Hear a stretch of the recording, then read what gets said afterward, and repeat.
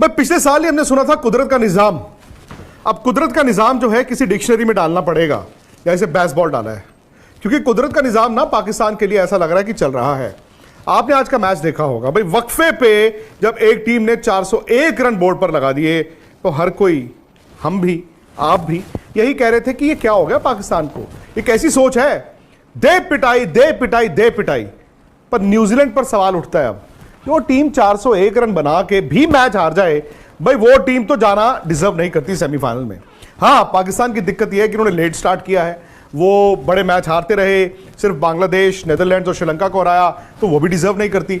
लेकिन हकीकत यह है कि फिलहाल पाकिस्तान ने यह मैच जिस तरह से जीता है, कोई बड़ी बात नहीं कि यही टीम सेमीफाइनल में जाए। इक्वेशन अभी भी मुश्किल है, लेकिन बात पहले आज के मैच की। वो जो बरसात आई उसने थोड़ी देर के लिए न्यूजीलैंड की हेल्प की, लेकिन दोबारा जो बरसात आई उसने ही न्यूजीलैंड के लिए जो मैच था वो दफना दिया। भाई आप 402 चेस कर रहे थे, अब्दुल्ला शफीक आउट हो गए थे, लेकिन फखर जमान ने जिस तरह बैटिंग करनी शुरू की, और फखर जमान की बैटिंग आपको 90s की बैटिंग की तरह दिखी होगी, जैसे सईद अनवर खेलते थे। मुझे तो फखर जमान को खेलते देख ऐसा लग रहा था कि सईद अनवर ही बैटिंग कर रहे हैं, सईद अनवर ही बैटिंग कर रहे हैं। बाबर थोड़ा स्लो थे टू बिगिन विद, लेकिन एक इंटेलिजेंट नॉक थी, वो कप्तान की जिम्मेदारी वाली पारी थी। वो जानते थे कि अगर फखर जमान छक्के मार रहा है तो मुझे छक्के मार के कुछ नहीं मिलना है, मुझे सिर्फ स्ट्राइक रोटेट करनी है, भले ही मैं 4 गेंदे एक्स्ट्रा खेलूं, क्योंकि शायद वो कॉन्फिडेंस उनको था कि फखर खेलते जाएंगे। लेकिन मेरा यह मानना था कि अगर पाकिस्तान की एक विकेट गिर जाती तो शायद वो दबाव आता, क्योंकि अक्सर होता क्या ना, जब आप 402 रन चेज कर रहे हैं, लगता है कि यार हम बना देंगे, और ब्रीफ एक पीरियड आता है जहां पे लगता है कि टीमें जो हैं चेज कर देंगी, बट फिर एक विकेट गिरती है, फिर 2 गिरती हैं, और फिर एंड में जाके रिजल्ट आपकी फेवर में नहीं जाता। इसीलिए जो बरसात हुई, जो पहले 1 घंटे की बरसात हुई, फिर टारगेट रिवाइज हुआ, 41 ओवर में 342 बनाने हैं, वहां पर पाकिस्तान का नुकसान था। ओवर 9 निकल गए, लेकिन एक हाई स्कोरिंग गेम में रन सिर्फ 60 कम हुए, लेकिन उनको फायदा हुआ वो जो 1 घंटे का ब्रेक हुआ, क्योंकि न्यूजीलैंड को उससे कोई फायदा नहीं हुआ, और फखर जमान और बाबर को सिर्फ आके दोबारा से 8-10 गेंदों में अपने आप को अप्लाई करना था। बट वो एक बात समझ गए थे कि ये मैच 41 ओवर नहीं जाएगा। यहीं पर न्यूजीलैंड ने चूक की, क्योंकि पाकिस्तान जानता था कि भी बरसात दोबारा आएगी, हमें सिर्फ डकवर्थ लुइस में आगे रहना है और इतना मार्जिन लेके चलना है कि हम 41 ओवर नहीं सोच रहे, हम 41 ओवर में 342 नहीं सोच रहे, हमें सिर्फ डकवर्थ लुइस में 10, 15, 20 रन का जो इजाफा है वो करते रहना है। यहां पर न्यूजीलैंड के कप्तान केन विलियमसन ने मूर्खता की, सबसे बड़ी बेवकूफी की। वो जानते हैं बरसात ऐसा नहीं है कि अचानक से गिरती है, और कवर्स भी ऐसे नहीं है कि अचानक से प्रकट हो जाते हैं। आमतौर पर आप भी टीवी पे मैच देखते हैं, वो बूंदें गिरनी शुरू होती हैं, वो हल्की हल्की हल्की हल्की बूंदें गिरनी शुरू होती है, फिर कवर्स आते हैं and then they go off. और मैं जब मैच देख भी रहा था तो वो लग रहा था कि बस यार ये 5-7 ओवर की गेम है।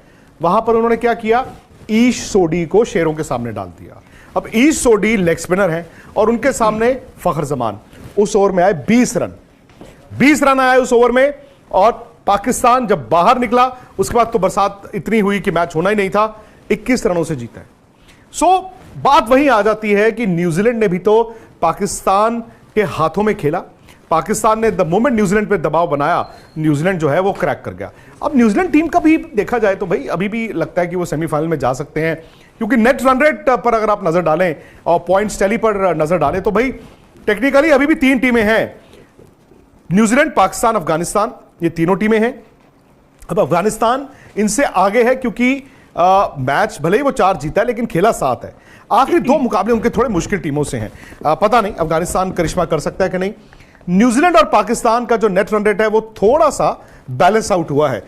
मुझे नहीं पता कि रनों के लिहाज से कितना फर्क पड़ा है, लेकिन चूंकि पाकिस्तान ने जल्दी रन बनाए तो हो सकता है जो 85 रन का इन दोनों के बीच या 15 ओवर का जो फासला था, हो सकता है कि वो तकरीबन अब 50 रन या 45 रन पर आ गया हो, मतलब 40-45 रन का दोनों टीमों के बीच नेट रन रेट का फर्क है। अब दिक्कत यह है कि न्यूजीलैंड ने 9 तारीख को मैच अपना आखिरी खेलना है श्रीलंका के खिलाफ।